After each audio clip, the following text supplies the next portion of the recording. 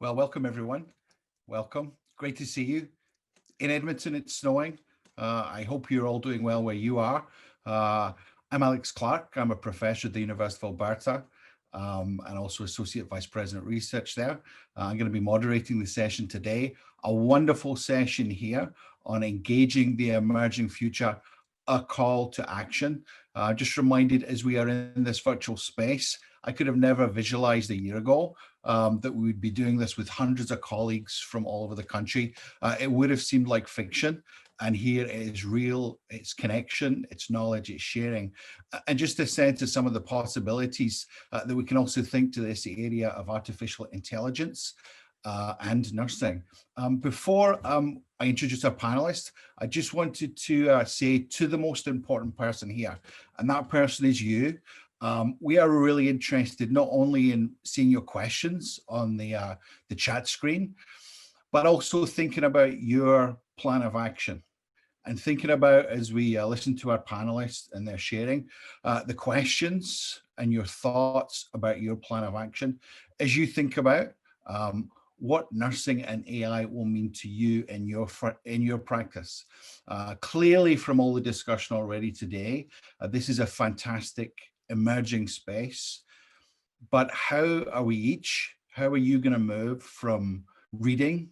You have the report, engaging with this content to action, if you like, from reading to leading.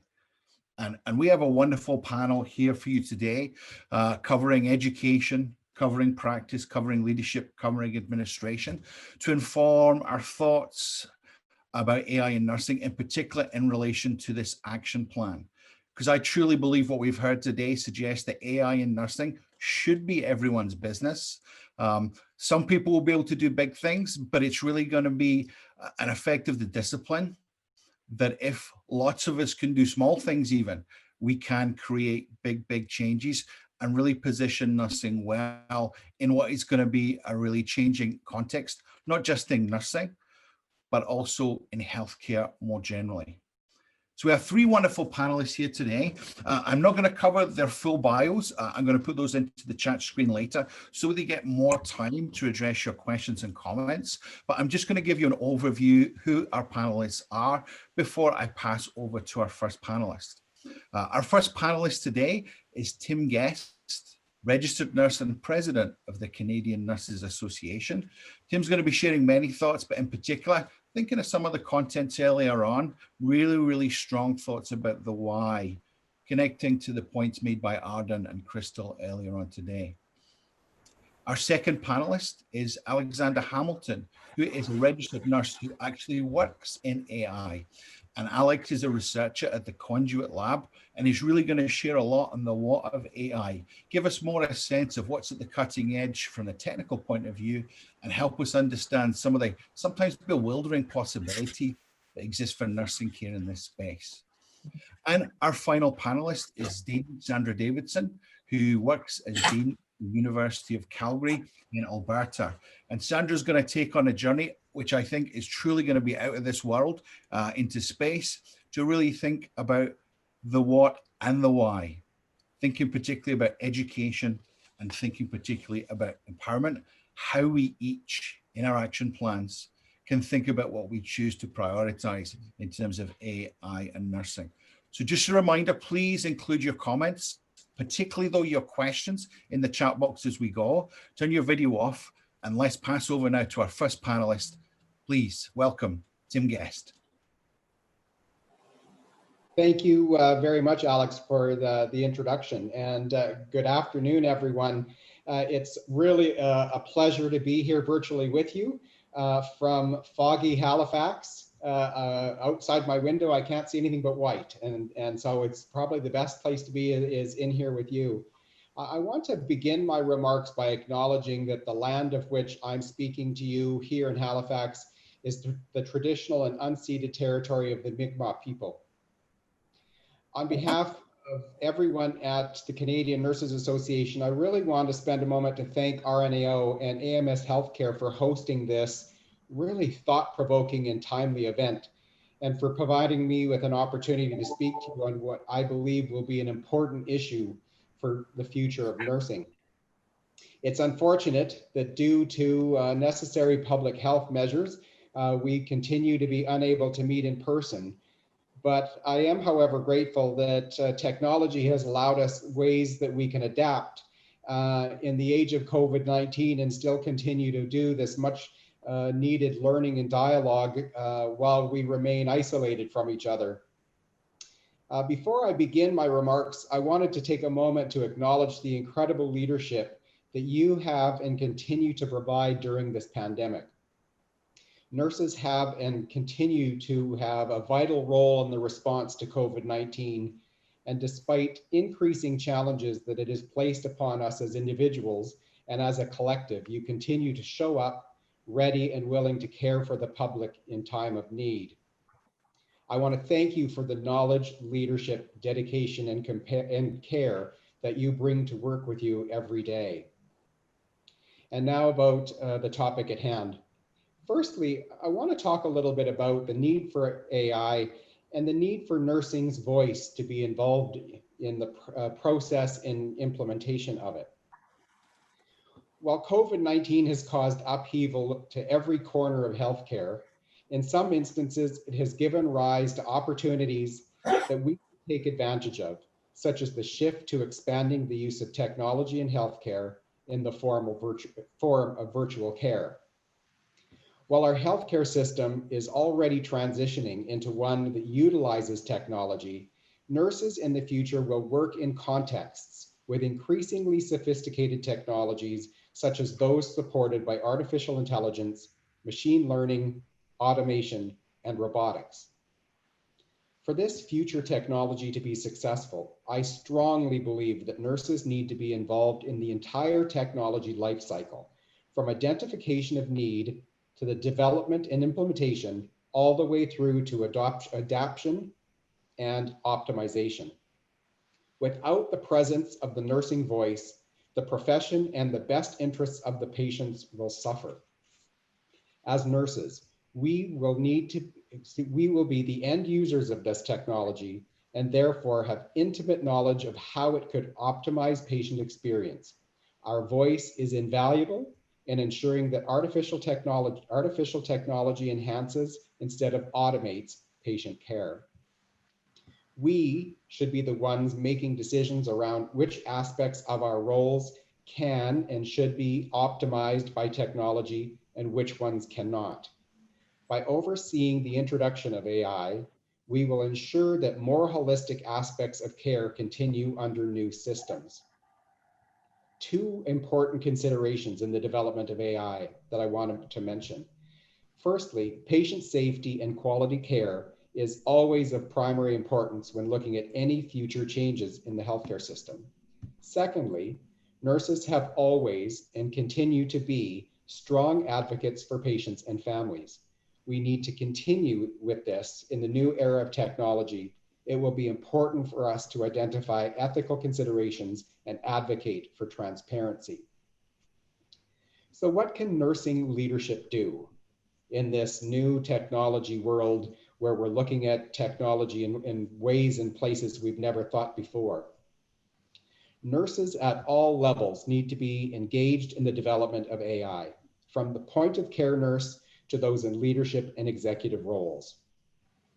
Evidence suggests that engaging nurses in technology decision-making at multiple levels can improve the uptake of the technology and increase the likelihood that the technology will actually support desired outcomes.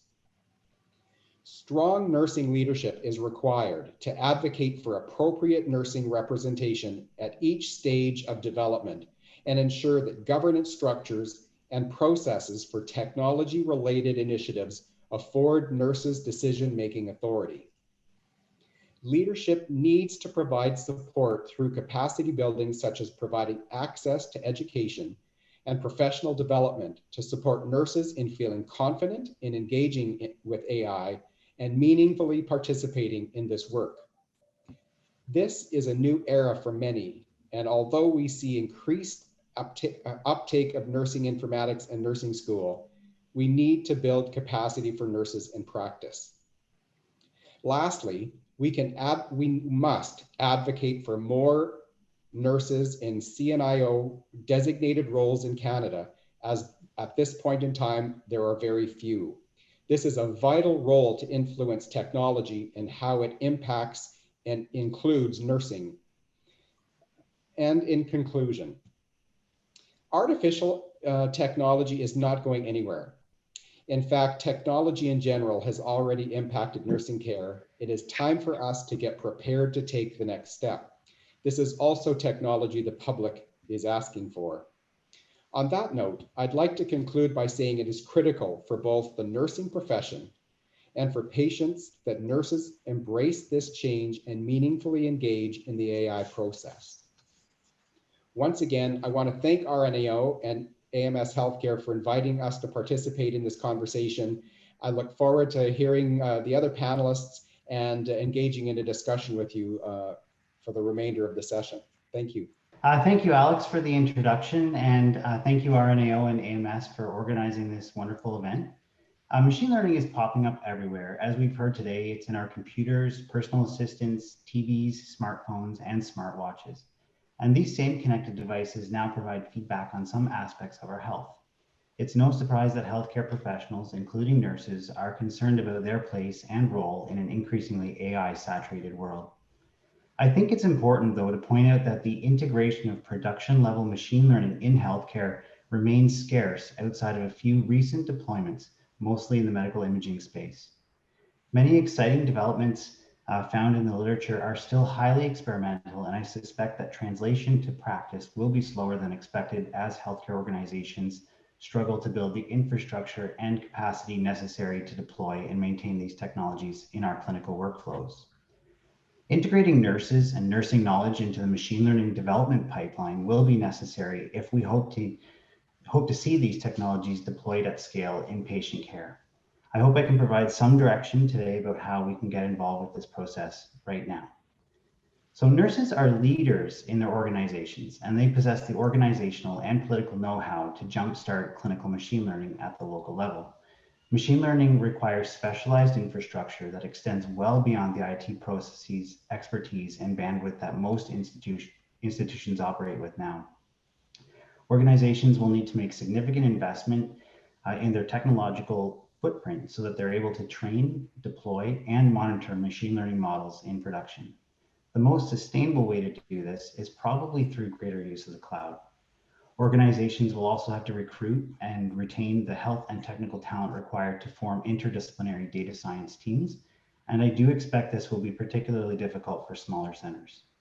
Despite these challenges, though, I think all organizations should be thinking, at least on a superficial level, about how they might begin collecting and harmonizing clinical and administrative data in a way that can be easily ingested by machine learning algorithms. Nurses can lead in this area by fostering an analytics-friendly culture in their practice environment. This work will require a push beyond the typical involvement that nurses already have in deployment of electronic health records. Nurses can make tangible and immediate contributions to clinical machine learning projects by helping to identify solutions that will have the greatest impact on patient well-being. Clinical machine learning projects can tackle projects that are both biopsychosocial or operational in nature. And these are both areas that nurses have substantive expertise. We can also help ensure that patients and the goal of improving outcomes remain at the center of these technical projects. My personal belief is that we should look for machine learning applications that have the greatest potential to surprise and where these technologies have minimal or no overlap with the activities that clinicians already perform well. This is not to say that this type of overlap should be completely avoided, though, because there might be opportunities to scale and diffuse nursing expertise in a way that would not be otherwise possible. An example of this, and a shameless plug for some of the work that we're doing at Kingston Health Science Center, is a machine learning algorithm that is able to review all the telemetry data generated by patients in our ICU over the last 5 years to determine the prevalence and incidence of previously undocumented arrhythmias. I think the hype associated with AI is stoking fear that failure to integrate or understand these technologies will sideline individuals and nursing in the future. On some levels, this might be true, but we should resist the urge to hastily integrate these products into practice for fear of missing out, And we should hold fast to the healthy skepticism that often bubbles up when emerging and largely untested technology is hailed as a game changer for healthcare. We should also avoid squandering resources and public goodwill on products that are unlikely to yield serviceable results, especially if this is just to check a box that we're doing AI. Deployment and maintenance of machine learning models will generate significant recurring costs for healthcare organizations, so we should carefully assess the return on investment before committing wholeheartedly to these types of projects. Expanding a little more on the importance of timely and actionable predictions, nurses can help data teams avoid waste by building tools with the real world in mind from the beginning. A good example of this is when we're trying to decide if a prediction window is clinically useful. So I think this idea was already raised before, but imagine a model that uses physiological waveform data and the most recent laboratory values to predict whether a patient will experience a cardiac arrest in 5 minutes. Obviously, a model that provides a 5-minute warning is not as useful as one that generates that same prediction tens of minutes out, but this still sounds pretty good. Not so fast though. Nurses know that the minutes preceding a cardiac arrest are often accompanied by many obvious and not so obvious signs that trouble might be brewing. The crash cart is probably at the bedside and the rapid response team is on the way. Of course, in cases where the event is truly unexpected or when the patient isn't being as closely monitored, 5 minutes is certainly better than no minutes. The question then becomes, is the algorithm reliable enough to function independently? And is there a downside to mobilizing resources for a false alarm? The most important question, though, is does an advanced warning system like this actually improve outcomes? And I can assure you that clinicians are generally the ones that are asking that last question. Another place that clinical expertise will be particularly useful is during the translation of pre-specified models into the local practice environment. Very few models can be deployed out of box without significant fine-tuning and careful monitoring to ensure patient safety. Externally developed tools, often trained on large single-center data sets, can quickly stumble, sometimes dangerously so, because they are optimized and overfit to the data that was used during model training. It is also important to remember that model inputs often vary considerably across settings due to differences in local practice patterns, patient characteristics, and data collection hardware. A model that works well in setting A might fail miserably, even silently, in setting B for a variety of reasons that might not be immediately obvious to non-clinical team members. Nurses can help here. We can examine the training data to see if the same inputs or acceptable surrogates are available locally. We can also help analysts intelligently combine information coming from multiple sources and identify threats to validity where there's inter-device differences in measurement, specificity, and sensitivity. When models need to be developed from scratch, nurses can also provide insight about the data being collected and pooled. And that's if we are to have a hope of actually solving problems with these fancy learning functions. Machine learning is not magic. Garbage in equals garbage out. Nurses are also excellent at identifying and minimizing sources of bias during the data preparation phase. In data science projects, questions frequently arise about how to interpret and massage the raw data. Should we impute that missing value or treat that missingness as a source of information in itself? My experience has been that technical collaborators appreciate the clinical oversight that nurses bring, especially when they're trying to differentiate between whether something is a meaningful observation or just noise. The last two areas that I want to talk about pertain to the role that nursing has during the deployment and diffusion of clinical machine learning products, both inside and outside our local practice environments. Nurses are experts when it comes to the politics and processes happening at the bedside. We are best practice champions, clinical nurse specialists, and quality improvement gurus. We are well acquainted with both the makeup and needs of the populations that we serve. Machine learning models can rot quickly in dynamic environments like this. For example, specific data points or inputs might be collected differently as practice evolves or can be dropped altogether. Nurses are well positioned to monitor for changes like this and can help data scientists retrain models on new cohorts or decommission models before they pose a significant risk to patients. Another important suggestion is to involve nurses during the final evaluation of models being staged for production. Machine learning products are typically trained and evaluated on separate data sources to ensure their stability and generalizability before deployment. But it is always a good idea to withhold a separate unseen data set from the developers for a final test. Nurses can help assemble this data set and ensure that it reflects practice realities. This is one of the best ways to determine how a model will behave in the real world. My final comments are about what nurses can do right now at a national level to ensure that patients benefit from these technologies. The first is a plea about the importance of aggregating, sanitizing, and open sourcing large health data sets with the appropriate safeguards and constraints in place for clinical machine learning research in Canada. This is a critical next step so that these technologies can diffuse beyond large, well-funded healthcare organizations and commercial entities that generally have easier access to the volumes of data that are required to train models. It is often prohibitively expensive for small and medium-sized entities to obtain enough well-annotated data to conduct machine learning research themselves. This forces many players to have an unhealthy reliance on a small number of large open data sets from the United States and elsewhere to jumpstart their projects.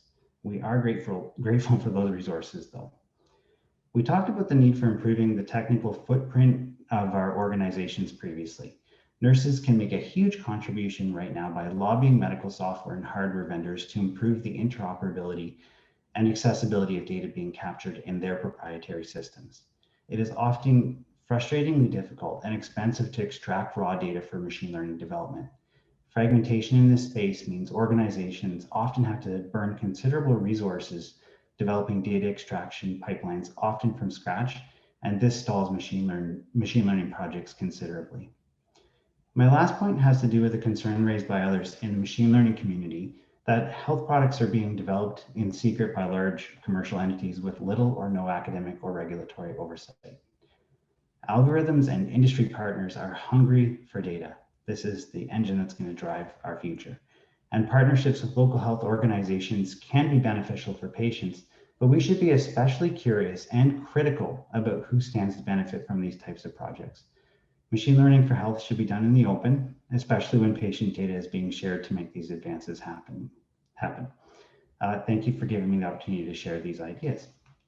Well, thanks, Alex and Tim, for that. It's my turn, and no pressure being the last one of the last panel of the whole day. So I'll do what I can. I'm happy to be here to share my comments. And my remarks really focus on the leadership around the education space, because as Dean, that's where I live and work. So hopefully this is helpful for you. So I'll start with just as I was getting ready for these remarks today, I remembered something that Sigmund Freud once said. He said, "Everywhere I go, I find a poet has been there before me." And with regard to the issues we face in this time of increasingly capable machines and artificially intelligent health technologies, I think a more apt sentiment for me might be, everywhere I go, I find a science fiction writer has gone before me. And I don't know about any of you, but I grew up watching Star Trek. It was the movies, it was the weekly series. It was part of my life and fired my imagination early on. And for those of you that are Trekkies, one of the things that I thought of right away was the Kobayashi Maru. And for those of you that aren't Trekkies and don't know what that is, don't worry, I'll let you know. It refers to a Starfleet Academy training simulation that is designed essentially to be a no-win scenario. The Kobayashi Maru was a civilian freighter that struck a mine and lost all power in the middle of a neutral zone that was between the Klingon Empire and the Federation of Planets. And so in the training Starfleet Academy, the scenario is, does the Starfleet cadet who's playing the role of captain go in and rescue the Kobayashi Maru, potentially violating the neutral zone and causing a war? Or do they do nothing and prevent a war? But of course, then the people on the Kobayashi Maru and the crew would of course perish. So the scenario is considered unwinnable, but the young cadet, who later becomes Captain James T. Kirk, finds a way around it by reprogramming the simulation, thus changing the conditions of the test. And in doing so, Kirk defeated the no-win situation and received a commendation for original thinking. It strikes me that this and other no-win scenarios set up a false dichotomy. Either, as I said, save the Kobayashi Maru and start a war, or respect the neutral zone and the crew and passengers of the Kobayashi Maru will perish. This is not unlike the previous rhetoric that we've created around nursing and robots. We have created a false dichotomy: nursing and human caring, or AI, robots, and dehumanized care. I think we do well to take our lead from Captain Kirk and seek to change the conditions of the test, or at the very least, our mindset. Rather than an either or, no-win scenario, how can we go forward creating a both-and scenario? In the Artificial Intelligent Compassion Care report that kicked this whole day off, the both-and scenario is emerging in the literature that advocates for the post or transhuman perspective that supports the reconceptualization of nursing and caring. This both-and scenario enables a new world of nursing in which nurses, artificially intelligent health technology, and caring can coexist. Robots are not seen as a threat to nurses or caring. Rather, integration of robots or artificially intelligent health technology in nursing will enrich the patient caregiver experience of caring. If this is the future we wish to create, it is imperative that we begin with nursing education. And I think the most fruitful place to begin is with those who are in need of upskilling and reskilling in nursing to become conversant and knowledgeable about emerging technologies and the issues that we must face. I'll share a quick example. I put a link in the chat, but one of the ways that we've started at the University of Calgary is we have created a graduate certificate in healthcare innovation and design that was launched just this fall, a month and a half ago, with 17 brave souls who are early adopters in this space and curious and open and want to know more about how they can participate in artificial intelligence and healthcare. So it's a series of 4 courses designed to be taken over a year. The first course that we're engaged in right now is healthcare information and big data. So a lot of the things that we're discussing here today in terms of big data management, privacy and security, algorithms, all of that, we're developing the confidence and the vocabulary for nurses to be able to interact in that big data and health information space. The second course is going to be focusing on design in healthcare, both from a device design development perspective, including Internet of Things in healthcare, but also looking at the built environment and how nurses can participate in that design aspect. The third course is emerging technologies in healthcare, which will have, at this point, I envision a heavier focus on robotics and artificial technology. And the fourth course is a specialized health technology design project that will have a wicked question or a wicked challenge that'll be proposed by our Alberta healthcare partners that the students will mobilize and create and do a pitch on a potential solution to. So suffice to say, we need nurses going forward that are conversant and confident to step into that big data space and artificially intelligent healthcare and be engaged in co-designing the technology, and most importantly, asking questions and raising important ethical issues of equity, inclusion, and access as well. So nurses' involvement in the co-design of artificially intelligent health technologies to date has been cited as a major barrier in the literature by those because the major barrier really is disciplinary jargon that divides nursing from engineers or computer scientists. So going forward in the Faculty of Nursing, we seek to create more transdisciplinary learning opportunities. And our stackable certificate is just the start of that, where we have, folks from computer science and engineering and biomedical engineering converse and present to our nursing students. But going forward, we see it as a co-enrolled program where we have folks that are on the engineering and computer science side wanting to understand the healthcare space and end user experience. Meanwhile, we have nurses and other healthcare providers that want to learn shoulder to shoulder alongside their computer science engineering partners to really bridge that gap and learn how to talk each other's language, or hopefully create a shared language. The other piece that I just want to mention in terms of the Alberta context is that we are currently living is Alberta is moving into its second wave of Connect Care implementation, which I believe kicks off this Saturday, the second wave. And it is the province-wide implementation of the EPIC EMR. And as part of this, one of the ways that Alberta Health Services is engaging to prepare future nurses is they've invited our nursing students and indeed posting positions for student nurses to become super users.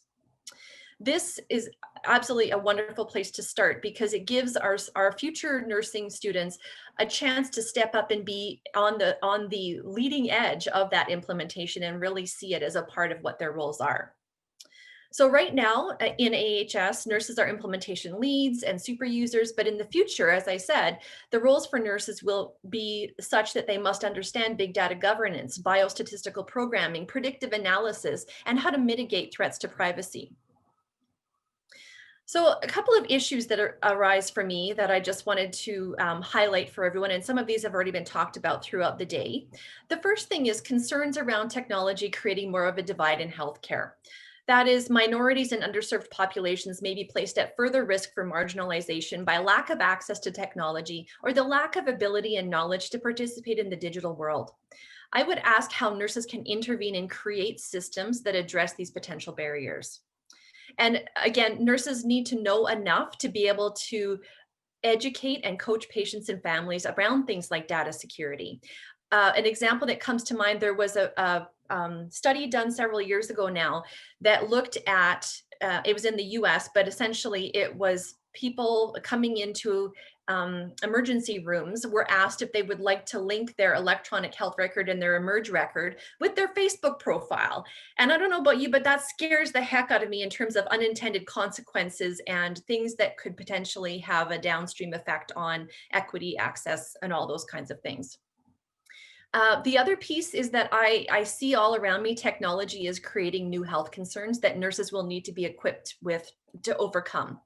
I envision a day where every nursing health assessment will include a technology component to assess our technological hygiene and risk factors for things like social media use related to depression, anxiety, addiction, and insomnia.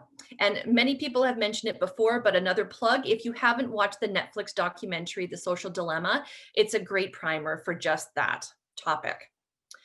So to conclude my call to action, educators, we must educate ourselves. It starts by being curious and engaging in growing our artificially intelligent healthcare technology competency.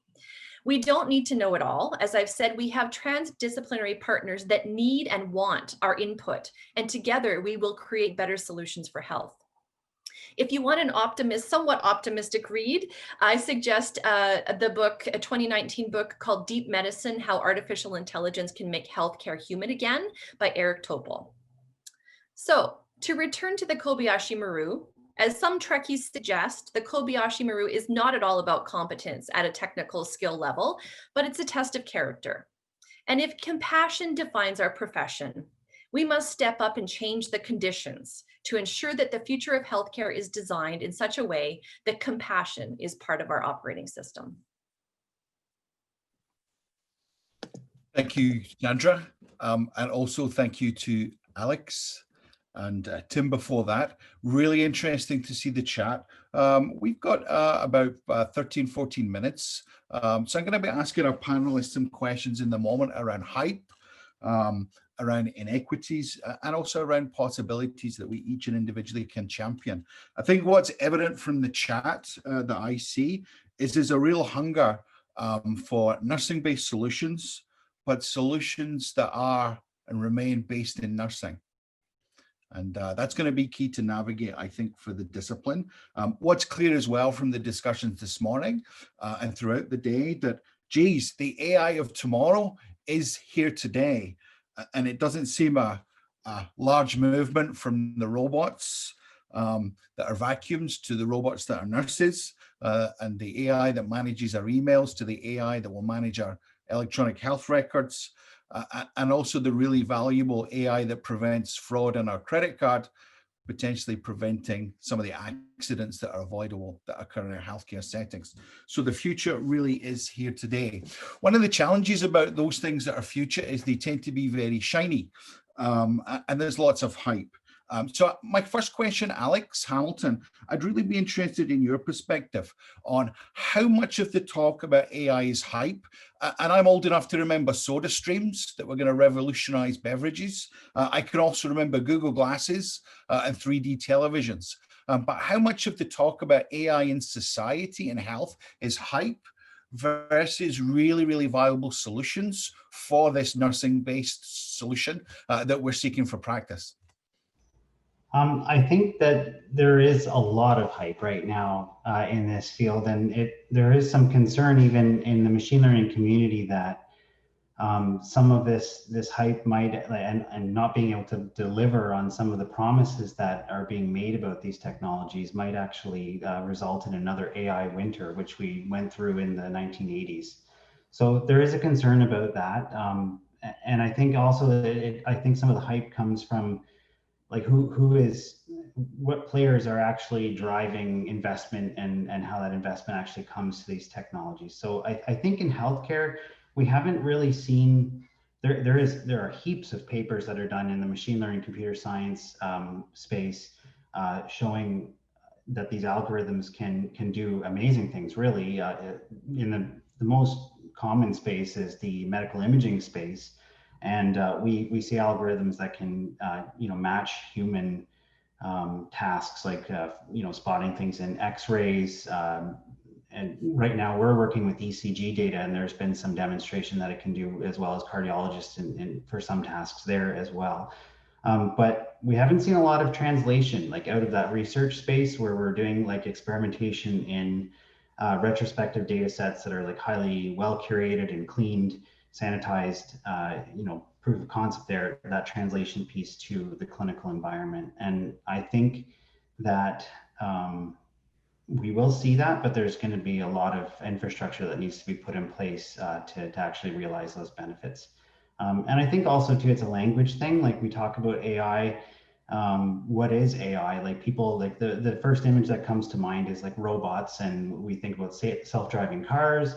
We got, folks talking about, artificial general intelligence at some point coming on the scene, which I think we're probably really, really, really far away from. A lot of this stuff, the algorithms are generalized approximation functions, as they're said by Jeremy Howard in the Fast AI course, teaches AI skills, where they can do almost anything if the right amount of data is there.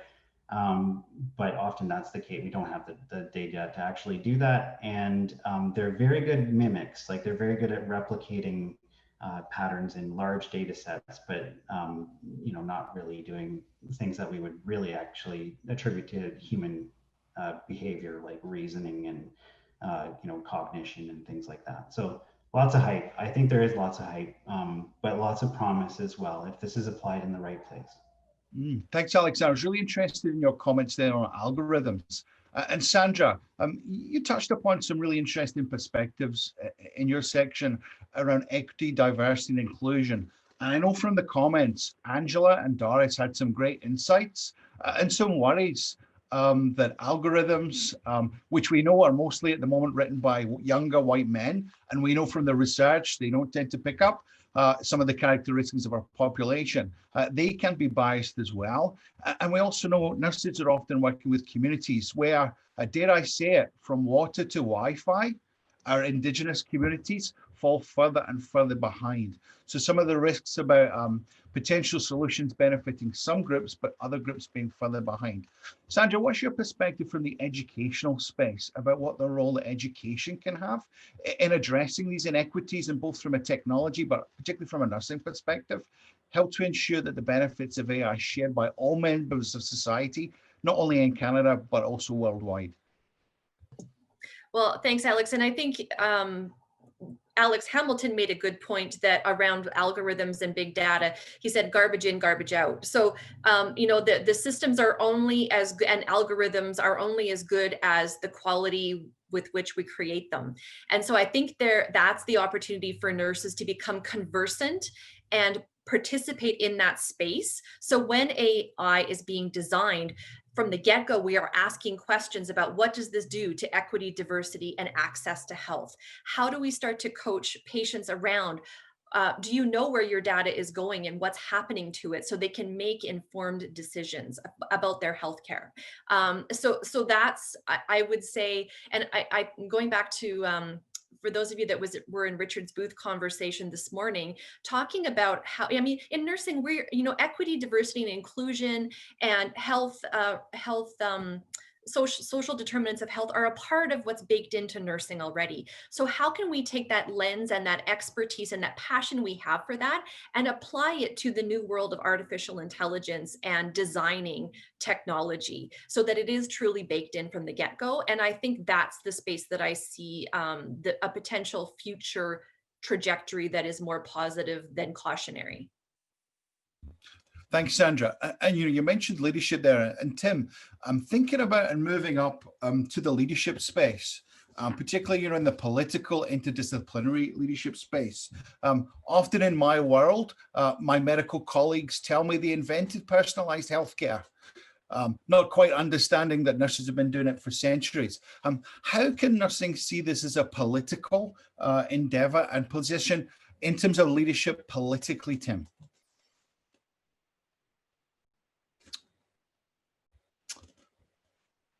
I think you're muted. I'm muted. It's not too often that I do that to myself. Yeah, I think the biggest one is that we need to use our voice. We are the largest group of health providers in the country by a landslide. And I think we need to get together. And I think when nurses have a common cause that we feel strongly about, and we can go forward with some concrete common messaging, I think we can have a huge impact. We're a massive voter block for a politician and could scare the hell out of them when we get vocal. I think it's that. It's choosing to really move forward on it. We're great innovators. Like nurses are fantastic at finding workarounds when there's a barrier that impacts their ability to practice. We need to use some of those skills and that passion to push our ideas and our causes forward and get ourselves in rooms. And I think that, the one thing is that, sometimes we need to start inserting ourselves into conversations that we don't get invited into. And not let the doctors always be the ones who get to have a perspective, when often they're not the ones who actually know anything about the topic. They just get the platform. Thanks, Tim. Tremendous words that bring courageous leadership. I think echoing some of the words that were brought earlier on. Certainly in my space, I've seen nurses struggle to have that positioning and that prominence. And the confidence sometimes as well. So before we just wrap up our session, in a moment, I'm going to ask each of our panelists to consider the key take home for potential action plans for colleagues, Sandra, who work in education, for Alex, who work in practice, and for Tim, who work in leadership. What's the one key priority for those different domains in nursing that you think should be reflected in our colleagues' action plans? So I'll give you a moment to think over that. I think what's clear from already today, that tomorrow is rapidly coming. This has been a wonderfully inspiring conversation. Of course, talk is cheap. How can we move from reading to leading? Sandra, for the perspectives of those involved in education, please. Well, I think I alluded to it. It begins with increasing our own competency and conversantness with this whole new world. There's a lot of great, basic what is artificial intelligence, and the report that has been circulated is a great place to start. There's a glossary at the back. Help yourself to understand what those definitions are, and then start to use your nursing lens to say, so what does that mean? We're really good at applying knowledge that we already have to new situations and new scenarios. We, concept-based learning is all about that. So we have this core of knowledge, and we're just going to apply it to a new technological scenario or landscape. So have confidence. I think, as Tim said, insert yourself, ask questions, most of all, be engaged. Thanks, Sandra. Alex, from your perspective in tech around clinical practice, please. So I think that nurses already possess a multitude of skills that would make them extremely useful on any machine learning project for developing AI. It's not about, worrying to wait, if I've learned how to program in Python or R, or to do the heavy statistics and learn all the math that is required to engage with this, which isn't as much as most people worry about. I think, get involved at the local level. Like we're talking about nationally, but really this starts locally in our centers. We need to be data-driven organizations. We need to advocate for the infrastructure that's required to collect this data. And then as nurses, we should advocate for helping to develop these large data sets that are not biased to like one center or a couple centers in urban centers that have all the money. We should try to help pool all of this information so that everybody gets a crack at this. Thank you, Alex. And finally, Tim, from your perspective for the more administration and leadership space in particular. So I would say that there's really four key points that I would make. The first, I think, is that, and I think it's, as Sandra said it a couple of times in her remarks, and that is really informing ourselves so that we're more comfortable talking about this topic. If we want to have an informed or a conversation that helps decision makers make decisions that are in our favor, we need to be more competent in the ability to have a dialogue with them. The second thing is I think we need to collaborate with others who can help us move this forward. And and I mean this with absolutely no disrespect. We need to sometimes get ourselves in a room with those technology geeks where we can talk about the issues, and then they can actually give us ideas about, how they can help us with it, because we don't necessarily know what the capability is. We certainly know what the issues are. I think we have to be intentional in our approach. And it's not about just putting in place a shiny new toy that collects dust because we don't want to use it. But we need to be really intentional that we're actually looking at technology to help us solve an issue that enables our practice and enables outcomes to improve, not replace ourselves. And I think the last thing that I would say is that we need to advocate for nurses with expertise in technology to be moved into higher level senior decision-making roles. And when they don't exist, we need to advocate for them to exist, where we see them in other countries. Many, if you see a lot of the health organizations in the United States who are very, very tech savvy have CNIOs. I think I did a search for a CNIO job description in Canada about 6 months ago, and I found one. We're implementing technology all over the place. We need to value nursing expertise and get it at the table. Thank you to each of our panelists. I don't know about you, this has certainly been really, really helpful to me today. Good luck to everyone thinking about moving from reading to leading, what your action plans will be. Certainly what's clear, great potential for the technology, but what about the power of community, and what of the power and the timelessness power of compassionate nursing care. So without further ado, I'm going to pass now for closing remarks to Doris Greenspan and Gail Peach. Thank you very much. Thank you, everybody. You want to go first, Gail? Go ahead, and then I close. Okay. I would like to first of all thank all of the speakers who presented today, and all of the individuals who participated in this symposium, and also those who posed questions. I think it was summed up.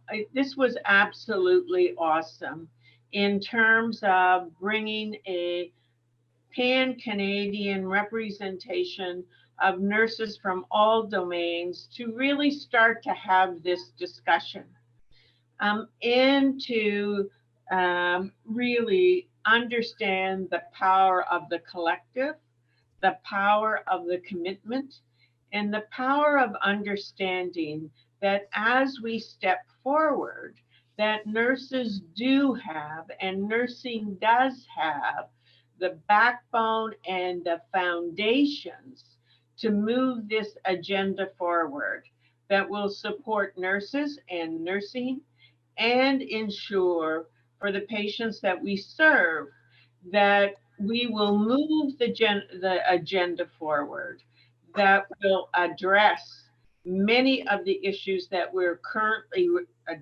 facing and certainly experiencing in this environment with COVID-19. So I just think it was absolutely wonderful that we could initiate this symposium and begin the dialogue. This is a journey. This is not the end. This truly is a journey. And I know, Doris, you and I have talked about, how do we move this agenda forward?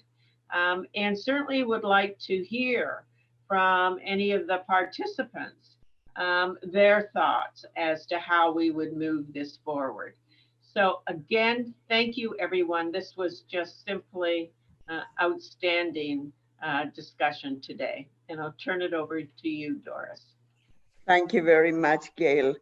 I want to augment the comments with Gail with the tremendous depth in substance that was here today. Depth in substance, both in terms of artificial intelligence and health technologies, and also depth of critical analysis substance of what is at stake in two ways. What is at stake in actually staying on the sidelines, and what is at stake in the issue related to health inequities. And I think they're both on the same, because if nursing does not get involved, and I would absolutely concur with Alex that there is a lot of hype. I was one of those that reviewed the document before it went out, not one time, but 4 or 5 times. And in fact, took out some things where it was a fait accompli that this is, being implemented in the UK, in an entire hospital. That's not the case. I got in touch with the UK. But more importantly than that is you mentioned the issue of how much there is a push from technology companies, investors, and otherwise. So if nursing doesn't get involved, let me be clear, and this is where Gail and I are absolutely joined by the hip. If nursing doesn't get involved, this is not going to stop. This is going to go, continue to go, in whichever way. So we need to get involved for 2 things, not only one. One is to ensure that at the interface between nurse and person, whether it's a patient that graduated to patient in a bed because they had the diagnosis, or whether it's a person in the street, that the aspect not only of outstanding clinical practice, but also outstanding interrelational practice, the compassionate, the person-centered, the humanistic, however we want to call it in our own jargons, remains there, because no machine can replace that. And when a machine can do it better than us, then we are in trouble. Second, that nursing must be engaged, because if not, health inequities will increase. No doubt in my mind. I go back to the talk of Esther. There is no doubt in my mind that the only group, because social activists, they do not have access to the power bases of corridors of powers of premiers, etc. But nurses do. And as for the comment that otherwise it's only doctors, let me tell you, doctors are more on the sidelines than us. So we have a better chance, way better chance. Both we have access to the political elites and very much direct access. and we have access to the corridors of power and to the streets of power. So we absolutely need to be engaged to both enhance clinical practice, because health technologies and artificial intelligence in particular can enhance clinical practice. And those of us that are involved with the BPGs know that. But also that we protect and preserve humanistic care, compassionate care, person-centered family care, however we want to call this phenomenon of the relationship. And also that we improve and not deepen health inequities. Only nursing can do that. Only nursing can do that. And that's why we cannot just be on the sidelines. We need to be vocal. We need to be engaged. We need to be engaged in shaping, not only using this, evaluating what we use and what we not use. Again, one of the speakers spoke about the major investments that will continue to be there. Those investments, the pot of money will be the same. So whatever we will invest here, we will not invest in other things, likely. So whatever we invest need to be to enhance health equities, not deepen health inequities, and also enhance relationships by enabling us better clinical work and better relational work. I was really inspired today, inspired to see the balance of people with both the expertise on the topic and the expertise of understanding the politics of the topic and understanding the sociological implications of the topic and also the commitment. So I will again ask a call to you. I put something light and I will tell you what that is all about, that tweet that I said to retweet somewhere there at one point. But please send your emails of those of you that want to continue to be in the journey to PG Batten. I put the chat before, Olivia, you can write it, because not only on this journey with Gail and AMS in terms of this specific, how do we develop the expertise, both for critical analysis, as well as understanding what's at stake and moving all the pieces. We also have a guideline. Vanessa was very humble, as she always is, on not sharing that. But Humber River Hospital is joining with RNO in creating a joint guideline. AMS will be involved too, because will be an aspect that continues this work on a best practice guideline on the interface of health technologies powered by artificial intelligence and otherwise into clinical practice specifically. And there will be other aspects that we will look in the go forward. But this is one of those things that we don't have a choice, guys. We don't have a choice, you know? And for those that commented, and I take that comment with a great degree of both respect and because it's real. To think that we will free up time of nurses so they can just do compassionate care more is fantasy land. Any free up time of nurses is taken out of the system and nurses are replaced. So this is why, again, we need to be very sophisticated and mature how we tackle this, because it needs to be to enhance the care of nurses so people can get better outcomes. And that's where we save the money, not just to keep replacing. So we heard that comment too, and many other comments. We did keep the chat, just so you know. We will analyze those answers on the chat. We will connect with you when we're putting the panel for the guideline, with some of you specifically to bring all those perspectives to that guideline of that BPG, and other aspects that we will be doing in the go forward in terms of work, some of that in partnership with the AMS, I hope all of it, but some of it, if not, RNO and AMS also. I want to thank you. As for the Twitter, it was not, it's light, but not light, I said. This is a gentleman that wrote in the National Post his video about the Halloween costumes again. And it fascinates me because I'm thrilled that nurses, not only RNO, started to take him on. One of the nurses started, this is how nursing looks. And now she nurses are sending pictures of real nurses at work. And then today, and that's the one that I answered, he has the guts to say, hey guys, you don't understand what Halloween costumes are. So instead of giving him legs, I basically answered, save yourself from ignorance, please. And so please, if you have a chance, retweet. People need to get the message on small things or on big things. And I am going to leave you now with AMS. I don't know if they will like what I will do, but I will do it. So you can cover your ears if not. I am going to leave you with a message about the US elections. The US elections affect us too. They don't affect only the US.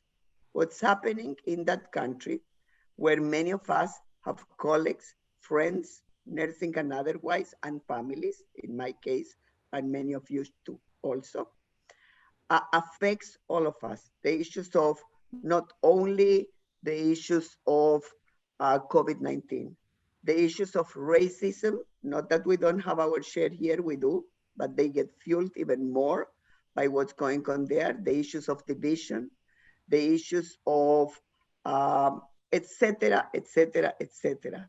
I would ask those of you that are on Twitter or on any social media, please tweet, because many of the nurses in the US feel compromised of tweeting because it's their workplace, right? So they can't. So they have many approached us, many outfits in the US, including from nursing, have approached us. Please tweet, Facebook, etc. We need to have change so we can have a better world for all of us. What's at stake is WHO, is UN, is you name it, you name it. 4 more years of this administration is very serious what's at stake. So with that very sober message, please take action also there. So thank you for the absolutely inspiring, provocative, informative, knowledgeable, fantastic day. And Rita, thank you for putting this together with all the team that you worked. And Jocelyn, I know, was on your side too. Big thanks for all the organization, to Olivia, to Erica, to all of you. It was a tremendous day and it went without a glitch. So thank you. Thank goodness, right? We're talking about health technologies. Imagine if it had dropped the whole Zoom or who knows. So thank you. Have a fantastic afternoon and thank you so very much. We will keep in touch.